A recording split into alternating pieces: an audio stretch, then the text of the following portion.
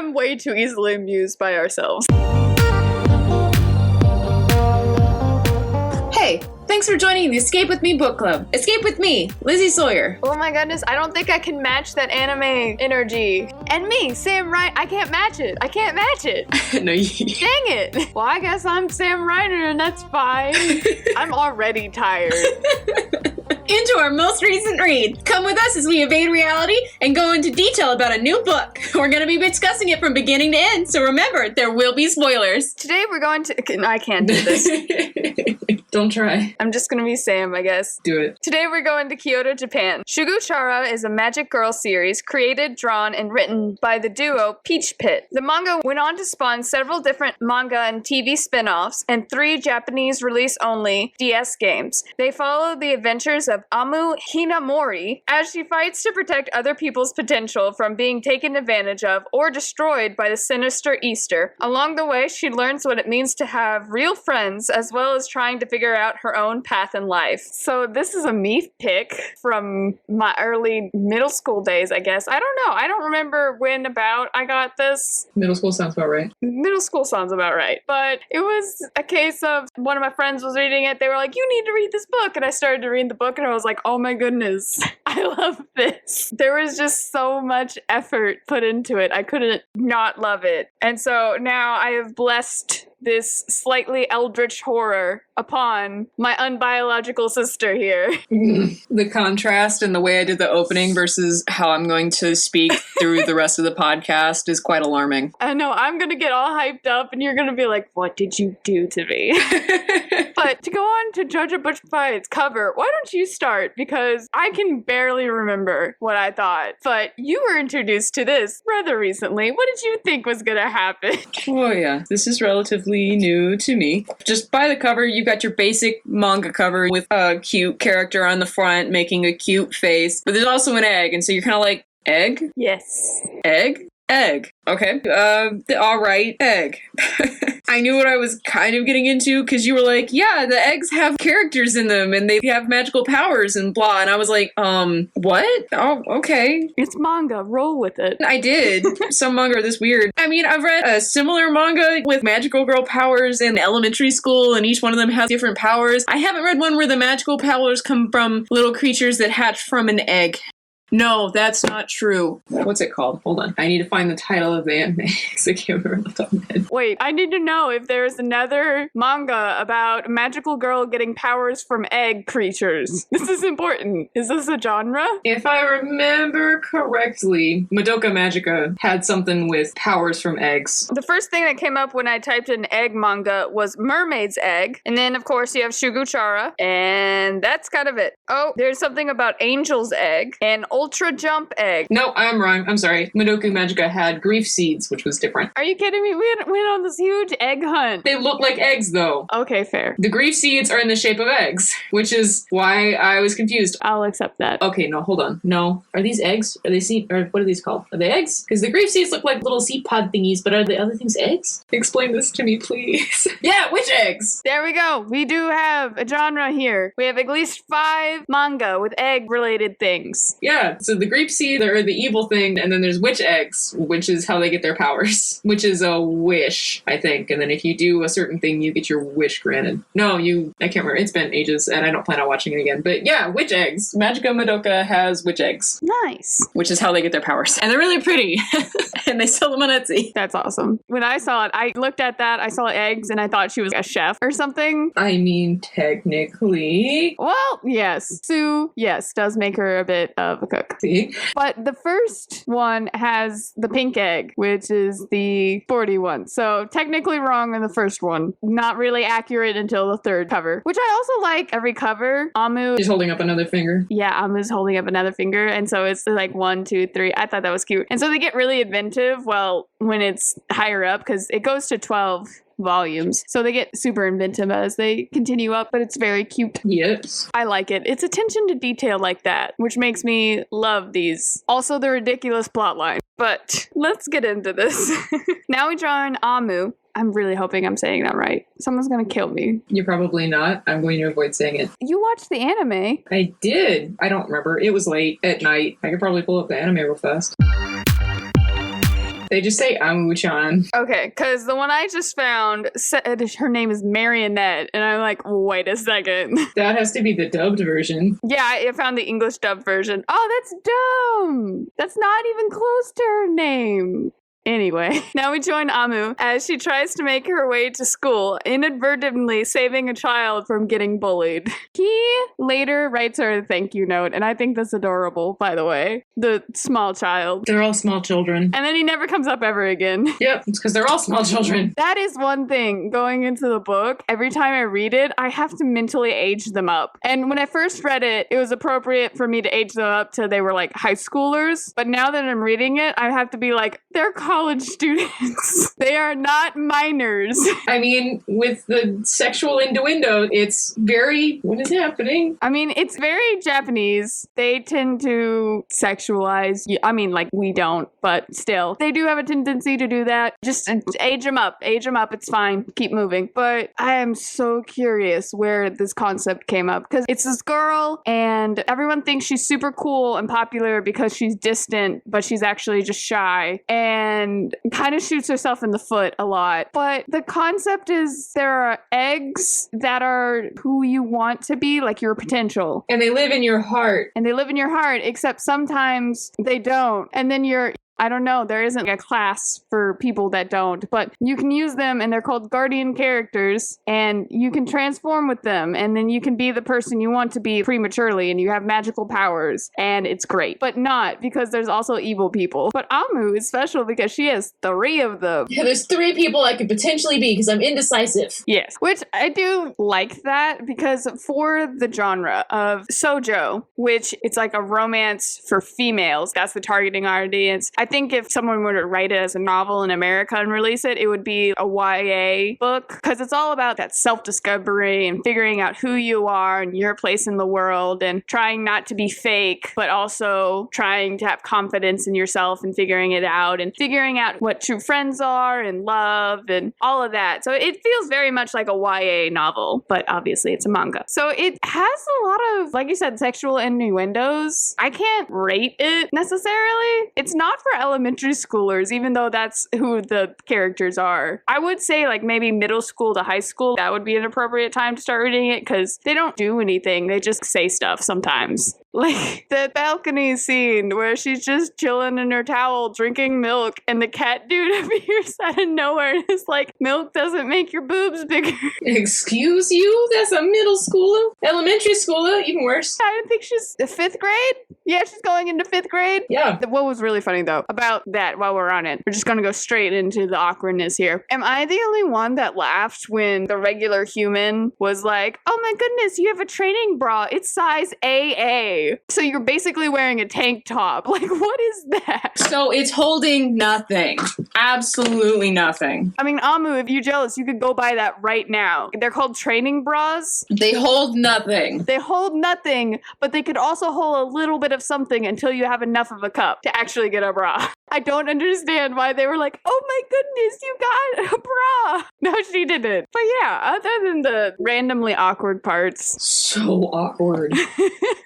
Like how she meets the cat guy. Like I said, there are overtly sexual stuff, which makes it not appropriate for elementary schoolers. But not so much where once you've had your first couple of sex ed classes, it wouldn't be inappropriate for you. They don't do anything or anything like that. And they don't use phallic imagery or anything. So, I mean, I guess, no, eggs aren't really phallic. So, I mean, uterus. I know, that's what I was thinking. But at the same time, I'm like, guys have eggs too, so they don't use it. Anyway, which one's your favorite of the 3? If you had to choose one to be your best friend, which would it be? Oh, that's hard because I'd be between the artist and the cook. I could see that. I'd be between the artist mainly because the artist's personality, not necessarily because I want to be a great artist. And no, I guess the artist, because in doing the art for this, we had a semi come up with our own guardian characters. And I would want mine to be this cool business person that's super logical and can think things through and stuff. So they're all too girly for me, I guess. You are a bit of a tomboy, yes. I don't know. I don't even know if that's correct. So I guess this is a romance. I guess we can talk about the boys with the love interest options. And they're kind of, at least in the first 3 that we read, because we only read 1, 2, and 3. The obvious ones, of course, are Tadashi, who I don't know how he got the nickname Prince. I really don't understand that. They never explain that, really. Because everyone just calls him Prince, but it doesn't make sense because he holds the king chair. So if he was going to have a nickname, King would make more sense. Which is what he wants to be called anyway. So it would be perfect. I don't know where Prince came from. But then there's Kyoto, and okay, first of all, his relationship with Amu, if we're going to consider it viable, reminds me of Ant Farm. It was this Disney show that all of these really smart elementary schoolers got to go to high school, which plot made no sense, but that's beside the point. And so you would have basically this elementary school main character fighting with another high schooler for the attention of a high school boy. That is what her relationship with Akoto felt like. Yep. Because he does have a girl vying for his attention as well. And she's actually age appropriate for him. But it's like, nope, we're gonna pretend this elementary school character totally has a shot. Definitely. I think he's supposed to be a middle schooler. I can't remember. I think they say in the 3rd book, but I think he's a high schooler. I honestly think he's a high schooler because she sees him in his school uniform, and I think the 3rd one, when they go to the fair, which who just leaves a fair laying around that works when you just flip an unguarded switch? No lock, no key, just flip the switch. Ride the rides. Fair, woo! And no one, the entire time they were there, came to check it out, to be like, hey, why are the lights on? But on a side note, taking away all of reality, that would be a really cute date with someone. Just to have a fair entirely to yourself. That would be kind of fun. Not if we broke in and just turned the rides on. I'd be so paranoid. It'd be like, why do you know this? What? She's like, nah, I'm gonna go on all the rides. What? I thought you were shy and scared of things. What is happening?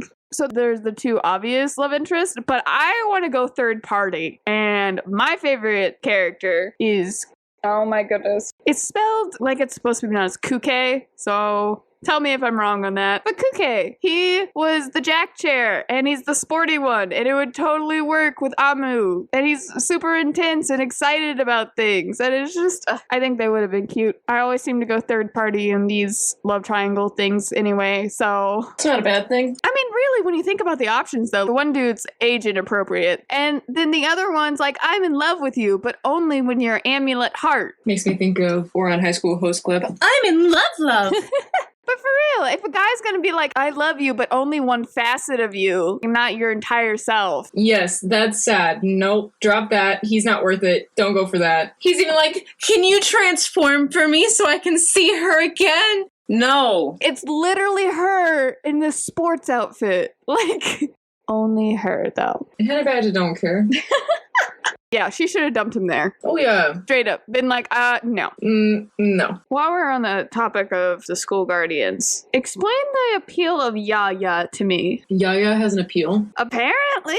I didn't understand because they introduced all of their characters and stuff. And it was like, oh, he wants to be a king. Oh, she wants to... Okay, you find out she wants to be super kick butt and awesome. But... oh, she wants to be like a traditional Japanese woman, or, oh, he wants to be super athletic and sporty. And then you get to Yaya, it's like, oh, she wants to be a baby. That is her potential. She would like to be a baby. I mean, maybe like daycare worker? I feel like that would be a horrible decision, though. You would pass your bad habits off to these children. She wants to be a sugar baby. There we go. That's how she's making it through this. This elementary schooler wants to be a sugar baby. It's the only explanation. Yeah. Because it'd be one thing and be like, oh, maybe she has something in her family life where she feels a little infantile or something. Maybe she has to take on too much responsibility at home, and so she wants to be someone that doesn't have to have so much responsibility. Yeah, and that would make sense, except it's the guardian character. Like, that's her potential. I didn't take it to be potential as much as this is who you want to be. True. That's not potential, it's dream. Because with the character X-Eggs, when they're breaking them, they're like, yeah, we've killed his dream. So it's not potential, it's dreams. She dreams to be a baby. I want to see what that transformation's like. Because Amu gets new clothing each time, so I want to know if she just is in a onesie all of a sudden, or what happens there. Don't know. But that is what makes her special in the group, is not only does she have 3 characters, which the only other person we meet where it's like, oh, they have 2 characters, but she has 3, so clearly she's better. Far superior. Is Yuta, and she is too, and I kind of like like the design of hers better. I do too. Amu has 3 that look like they go together, which is fine. They're the same pattern, but hers specifically look like inverted versions of each other. And when you see the actual picture in color, they're not black and white, which they kind of look like. What are they? I haven't seen them in color. Let me look it up real quick. The Utah Wiki, the same spelling, but it has a thing for egg, and it says, egg is an opera singer, gender, woman, egg is very cool, egg is so cute and funny, best friend, eggplant, LOL, egg is best idol. I think they're just making fun of it. Okay. Egg is best idol. I agree with that. Sorry, let me go find the Shugo Chara. Remember, Sam, egg is best idol. Egg is best idol. You hear that, guys? Egg is best idol. So, white and soft pink, and then the other is hot pink and black. I liked it better when I thought they were black and white because one's a devil and the other's not an angel, but definitely girlier. But anyway, she's the only other one who has multiple eggs, and I think her design's really cool. It has this lace pattern around the center, so it's not very busy, because Amu's can get a little busy if you stare at the pattern for too long, but hers are simple, they're clean, they look good. I don't know where I was going on this rant. Oh, but what makes her special, other than having 3 eggs and having the most eggs of anybody in the story, is that she actually learns how to transform, where all the other ones can, I guess it's called character change? They can take on aspects of their characters, and they get a small power boost, but if you can fully change into that character, do a full magical girl transformation, it's like being able to do 25% versus being able to do 100%. Yeah. And so I do kind of like that she has this beret that changes into the shape of whichever egg she uses. Cute touch. Once again, so much effort put into this and all of the details of this character, but I think we only see 2 of the 3 transformations. No, we see all 3. We get the 3rd one in the 3rd book. Right. With the whole, you're not a bad person, not really. Yeah, that one really stunk of, we have no idea what Sue's actual powers should be. Cooking! Because it's like Amulet Heart, it made sense. She was super sporty, so she had all these sporty aspects about her. And then it was Amulet, I think, Spade. And they were like, oh, she has artistic powers and stuff, and her weapon was a brush. And then they get to Sue, and they're like, cooking! Yeah, so they do cooking and that. It's like, oh, okay, you're a homemaker and stuff. And then as soon as it's like, okay, transformation, and it's like, and we just make you cooking, bubbly, pretty. We fix your egg. I guess that is cooking related. They fix the egg. They fix the egg. And so now evil guy has dreams again. Ooh. Which I actually really liked his backstory. That was a much better backstory than some of our other characters get. His whole thing about he wanted to be a robotics person, but then life turned against him. And then at the end, he finds out that the original person that inspired him to be in robotics actually went on and did his dream, and so he's gonna work hard now. Like, that was very sweet. That was such a touching story in the middle of this randomness. And then he comes back because the entire time he'd been pretending to be a teacher, and then he comes back and they're like, what are you doing here? And he's like, I actually have credentials, guys. Teacher, yes. I am employed here. That is why I am here. That's a thing that I can do. It's legit, man. But he comes back and he becomes a robotics teacher, and that's kind of cool. It's so much better than Yuta's backstory of why she joined Easter, because he was just there because he wanted money to make robots. She's there because she wants Akoto to have a wish so that he's free from Easter. Yeah.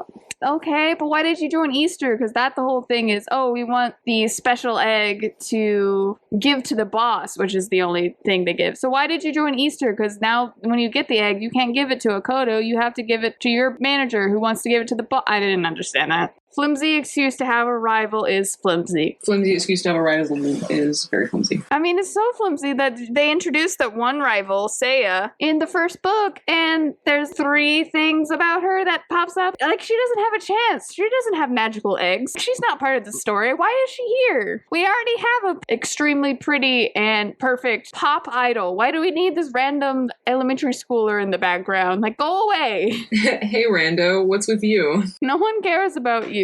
That's the whole thing with it. So Seiya was pointless. Yes. She doesn't need to be there. No. She's not even a challenge for Prince, because Prince is like, oh, I have a girl I love. Or no, there's somebody has my heart or something like that. And you find out it was his dog. And I was like, okay, yes, that's cute, but also, bruh. You embarrassed her, and you could have just been like, let's talk about this after the meeting, but you straight up embarrassed her in the school assembly with that. Bruh, you're such a jerk. He's not worth your time. He's not, and the person he wants to be is a jerk. Which, to be fair, the painter has hots for. Which is hilarious, because she has hots for the king character, and then also Ikoto's character, and it's like, that makes sense, because maybe that's where Amu's getting both her romantic side is through the artistic one, Miki. Clearly. So that's where she gets all her romance from. Sue gives her her good heart. Rand gives her her spunkiness. It comes so much better, the series in general, in my opinion, when she accepts them as a part of her. I mean, it's kind of funny in the beginning when she's like, what the heck, eggs? Eggs. And then she shoves them back in the eggs. It's like, no. But after a while, you're like, come on, stop with the pity parties. I'm so tired of them telling you, hey, we're you, so please use us. You're not pretending. We're you. She has to do that so much in the first 2 books for her to start accepting them. And once she actually accepts them, it starts moving in a direction. The direction is insanity. But he's amusing. I'm really curious what the organization is called in the original Japanese version, because the English version is perfect. Easter is the perfect name for the English version. But okay, now I'm gonna look it up. No, it doesn't list what it is in Japan, but I think it's perfect. They're hunting eggs, so it's Easter. Ha ha ha ha. Clever. I like it. The summer trip screamed Persona. Is that just me? No. Because I swear, every single Persona game, sometime in the summer, they go to the beach. To be fair, though, every anime and manga has to have a bathing suit episode. True. Including Persona. So I thought the sandcastle thing was going in a direction, but then it was again one of those, no, I have to do this by myself. I mean, it would be cheating otherwise. But also, technically they're her anyway, so it's not cheating. I don't know. It went back and forth because first it was like, no, I want to do it by myself. Amu was saying that, and then later on she was like, Miki, you have to help me. And Miki was like, no, that would be cheating. I thought the entire time you were telling her that you're them, so she should use it. Anyway, conflicting messages, guys. You wanted it to make sense? What? I liked the GIF subplot for Tadashi and Amu, where Miki made another present exactly the same, but used the trash, and it was the letter that they told her to write. I actually really like that scene. Just going along, writing all the things she says, and at the end of it, she's like, I can't send this! It's just really funny. And then, I'm not sure on the ethics of allowing the 3 guardian characters to babysit her baby sister. I don't know if that's safe or not, but I do like that her little sister doesn't play dolls with them. She plays interrogation. Yes, it is the proper way to play with guardian characters. It was so cute. It's gonna be a detective. It was so great. That was a good subversion of expectations. I liked that. I do like how convenient it is, where it's like, oh, the Joker chair. You don't have to do any of the paperwork or actual duties. You can just do the manga magic girl thing. Go on. Catch the X-eggs. Gasp. Don't worry about our actual job. The whole purpose of the Guardians, more specifically the Joker chair of the Guardians, which makes me wonder what's the point of the other 4 of them, is to hunt down X-eggs and basically rehabilitate them so people have their dreams again. About to lose your dream? Don't worry. I got you. Exactly. And then the whole point of Easter is they're searching for this special egg, and it can only be from someone who hasn't realized their egg. The egg can't have hatched and it has to be in their soul still. But the problem is if you take the egg out of people, it could become an X-egg where their dream becomes a nightmare kind of, and they lash out. And it's a very interesting way to explain loss of dreams. Because one example they give with an X-egg is this girl is having to move to the United States, but she doesn't know English, and she doesn't want to learn English because that it means admitting the fact that she has to move and leave her friends. And so she begins lashing out because of it, and like her friends are like, oh, we'll stay in touch, and she's like, no, you won't. You'll forget about me and all of this. And so she really lashes out, and it's the X character. It's the fact that her dream got prematurely hatched or something. I'm not really sure on that. But I do like the theatrics of the explanation. Good magical girl theatrics. So you get these little vignettes, these little sub-stories where, oh, this guy wants to be a pop star. Oh, this one, okay, the robotics one was not a vignette. That was an entire subplot. But that one girl that was moving to the United States, and you find out once you rehabilitate her character, oh, she wants to know a bunch of languages and she wants to travel. She was just scared. And I like that. Okay, I will go to task for this. The book series is very random and zany, but there's a lot of thought and care put into it, and I can appreciate that, even though it goes to some really weird places. It goes to some really weird places. Like the ballerina, that was probably the most realistic of all of them, where it's like, oh, she lost her dream because she might not be able to actually do ballet because she got injured, because her mom got injured, and then that ruined her career and stuff. There's just these little stories. I like it. But then, of course, we have to have those cliffhangers. So at the end of book 2, the evil teacher, when he's still evil. Evil. He steals the 3 eggs and uses magic tape. Yeah. And seals the eggs closed so the characters can't get out. And they can't bust out because it's magic.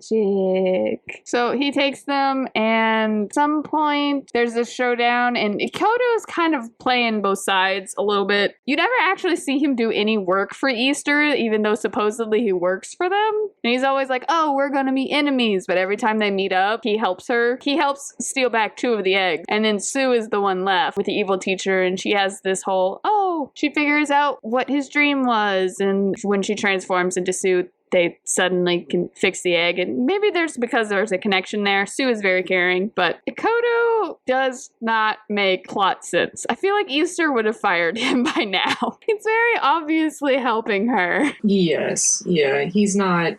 But here we are. But then there's this whole thing with the entire book series. There's this psychic lady, and everyone's like, oh, she's psychic. And she's like, no, I just made up guardian characters. But then she can actually see them.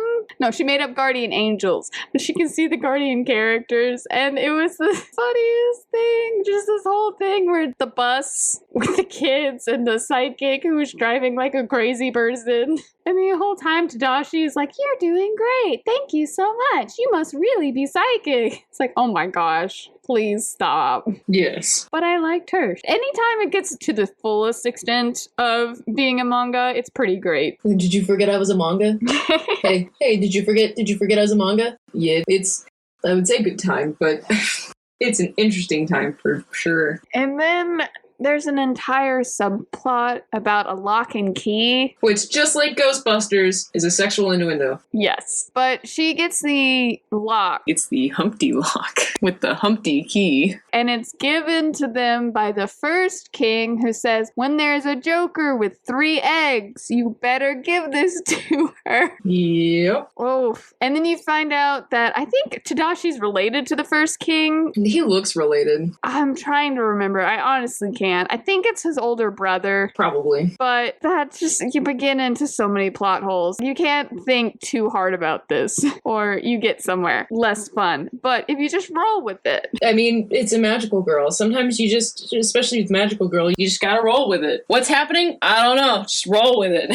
Just go with it. Magic. Magic's happening. What's happening? Eggs. What? Eggs. Don't question me. Eggs are happening. They're magical eggs. Plot. What do you mean eggs? I mean eggs. They hatch people. It's great. It's a fun time. I don't know what you want from me. That's the extent of the information I have to give you. Eggs.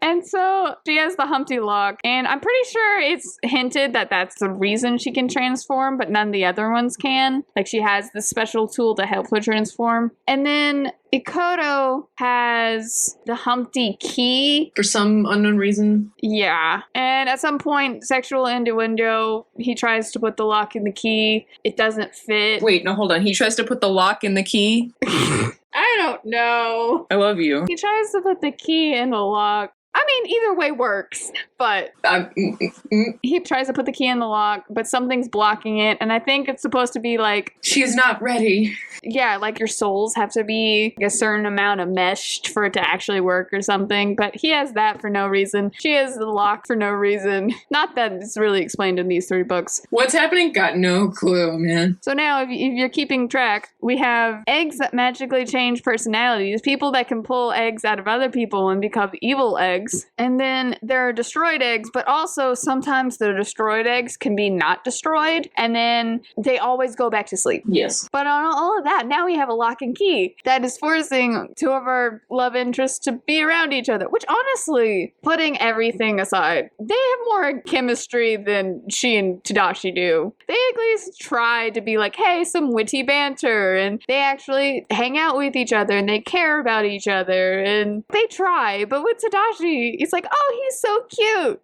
Also, he's not in love with me. He's in love with a part of me, and it's weird. Yep, it's very weird. And also, his guardian character is a jerk. His guardian character is most definitely a jerk. At least Akoto is like a cat, and so they can be flippant. But even Akoto's guardian character is helping them out. He brought the other guardian characters to the stage where the pop princess was performing. So it even helped there, and so she was able to have her guardian characters when bad things are happening. Tadashi's only contribution was making all the guardian characters randomly exorcised. It doesn't make sense. Doesn't need to make sense. But the third book ends, and it's another explanation on, hey, Toto, actually a good person, even though he's a dark, edgy boy. Who's a dark, edgy boy? Who's a dark, edgy boy? They're all the same, secretly. And everything he does, though, shows that he's a good person. Like, at the end of the third book, there's these girls getting hassled, and he basically gets beat up protecting him, but the girls get away, so he's chill about it. And then that's where the whole theme park thing pops out of nowhere. And then after that, we get a cliffhanger, because we didn't read the fourth one. But at the end of it, the first king hands the current king, Tadashi, two playing cards, and it's the queen and the jack.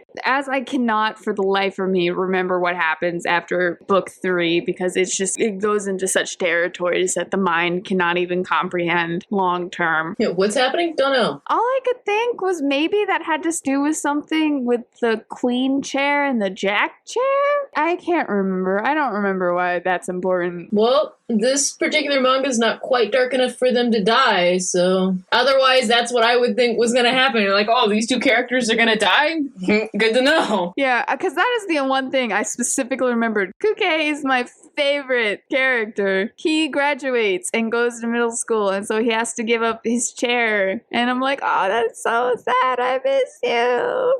Come back. The rest of these characters suck. Nadeshiko is actually pretty cool. I like her. The queen's chair, she's the girl that comes up to Amu and is like, we're going to be best friends. And she's like, I don't want to be best friends with you. You want me to be a guardian? We're going to be best friends. You have no choice. I'm putting a flowery coating over this, but I will get what I want. It's like, I don't know what you're talking about. We're already best friends. See, look, we even have friendship bracelets. What? Where did that come from? When did you put this on me?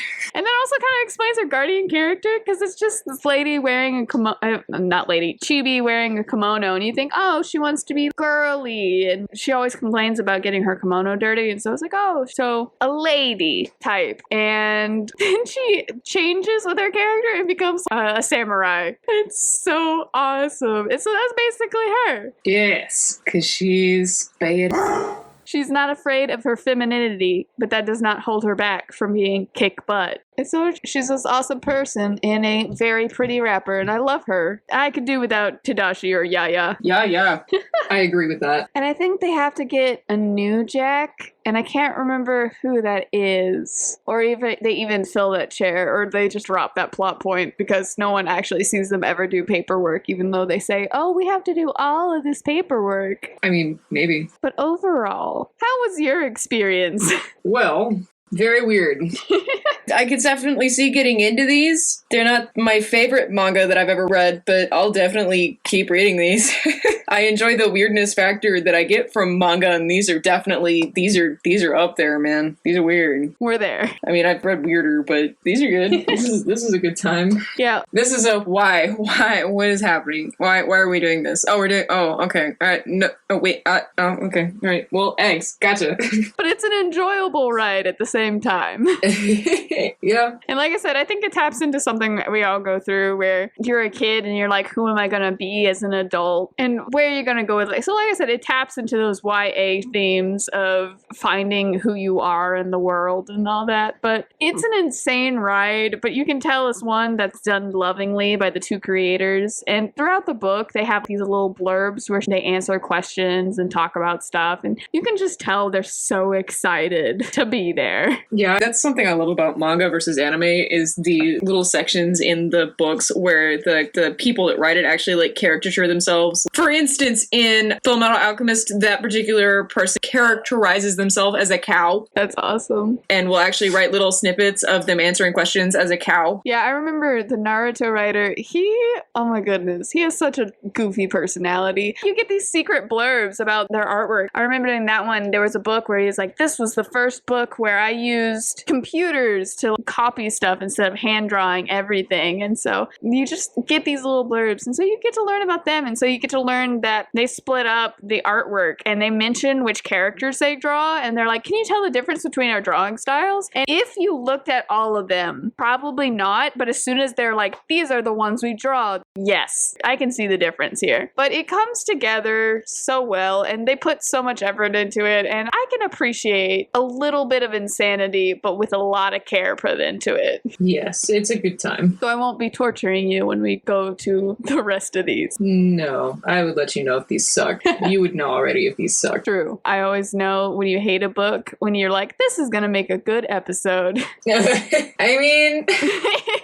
I like it's this positive spin we both have where we're like, this is torture, but it's going to make a good episode. Oh, it's going to make a good episode. One question for the author. I actually picked a serious one because at first I was like, where did you come up with this? But on a more serious one, I'd be really interested in the dynamics of having a manga duo. This is the first manga I've ever read where it's like, we're two people doing the work because everyone else I've read, they always talk about how stressed out they are and everything. So I'd be curious if that makes it better, splitting the work up, or if it's more difficult. I'd be interested in their dynamics and their personalities and how they come together and make this work. I'm such a business major. You are such a business major. Oh my goodness. What's your question? I like the concept of little inner characters of our true selves. I like that a lot. It's got a good concept to it. And I can overlook elementary school. I really can. But I like the class structure and we're the secret club because we have the special powers. Very classic magical girl. I love it. Why eggs? Why is this egg themed? What made you think of, there's eggs in our souls, in our heart, and they hold our true selves? I mean, for as weird of a concept it is, it works really well. They work that concept. I mean, for what it is, it works, but eggs. They were having a specifically really nice breakfast and they got onto the existential topic of dream chasing. I like the egg puns. I do. The egg puns are fun. I did enjoy the joke of right after she got the eggs, her mom made eggs the next morning and she was like, oh, Mom, no. I like the joke where she was like, this isn't how this works. I've had sex education. What is happening? Like, hold on. Hold the phone. Humans don't lay eggs. Wait. Hold up now. What is happening? Yes. Who you is? Where'd you come from?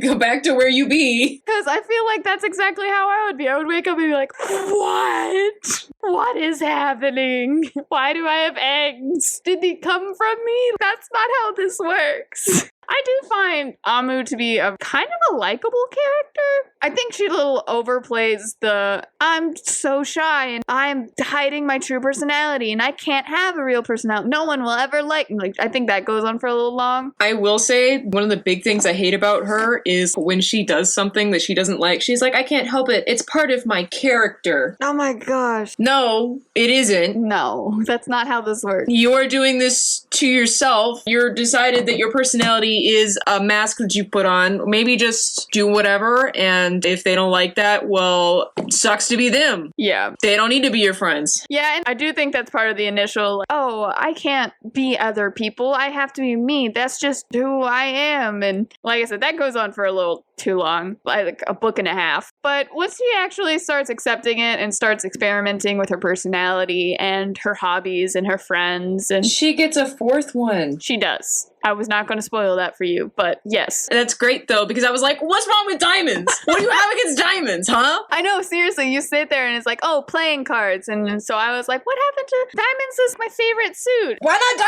diamonds? But yeah, so diamonds are the yellow one. We gotta have all our colors here. Yeah. Oh, there's a lot of eggs. Oh, yeah. We made more characters. It continues the magical girl theme of having way too many characters. Overall, though, I would probably give this scrambled eggs out of 10. I don't know who first thought to take eggs and put them in a frying pan and then mix them up, but it has a tasty end result and I'm for it. I don't know how this started, but they ended up doing it very well and I am glad that it exists. I really wish I knew Japanese so I could play some of the DS games. Definitely gonna watch the Crunchyroll. There's something about things done with such passion that it makes me happy. They had a good time. I'm having a time. It's mostly positive. Yeah, I mean, it's weird, but I'm not unhappy.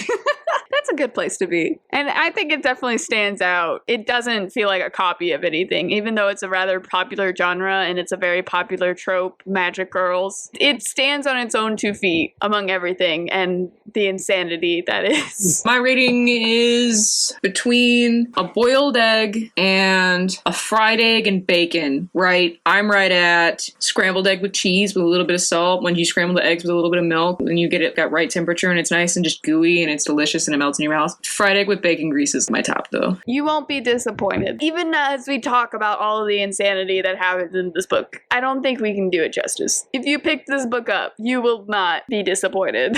I was checking something on the Shugo Chara wiki now. I'm in. I'm here. Oh no. It has spin-offs. Of course it does. Oh, they have an epilogue. That doesn't surprise me. Shugo Chara Encore. It's 1 volume. And then it has 3 TV series. Oh, and it has Shugo Chara Chan with 4 volumes. I wonder if that follows her little sister. Maybe. What's on the front cover? I don't know. It doesn't have a link anywhere. I'll Google it. Oh my goodness. They have titles. I don't know how I missed this, but the books have titles. And so they're actually very aptly named. What do you want to be? Friends in need. Can a bad guy turn good? And I think that perfectly sums up each book. Shugo Chara-chan appears to be short about just the character egg characters. Oh, so it's just about the chibi characters? Oh, I'd be into that. There's not really a plot, it's just little shorts. I liked the Guardian characters' interactions because they're bursting with personality. And as I've established, I like big personalities. And all of them have big personalities. So when they come together, it's a fun time. So I'd be into that. I don't know if there's an English version, but I mean, I'm currently looking at one. And the first 3 don't have the 4th character in them. that makes sense though. It does. Okay, so there's a Shugo Chara TV show with 51 episodes, and then Shugo Chara Doki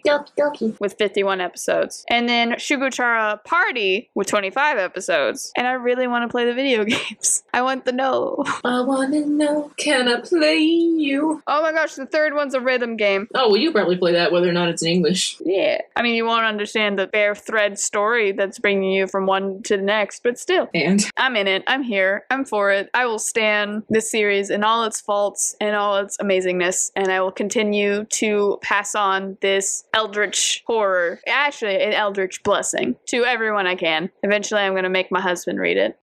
He laughed. I don't think he thinks I'm serious. that's what's happening. So thank you so much for hanging out with us today. You can keep up to date with us by checking us out on Twitter, Instagram, or TikTok. And you can help support our podcast by checking us out on Patreon, where for just $1 a month, you can get access to our bonus episodes, where we look at the movie adaptations to some of your favorite books. This month, David Warner returns to help us explore Catch Me If You Can. Join us next time when we'll be reading Midnight Sun by Stephanie Myers, all about a vampire boy whose life ends when he falls in love with a human. If you can call it a life. Good thing he's undead! Thank you so much for hanging out with us today. I'm Sam Reiner, And I'm Lizzie Sawyer. and we hope to see you and a friend here next time.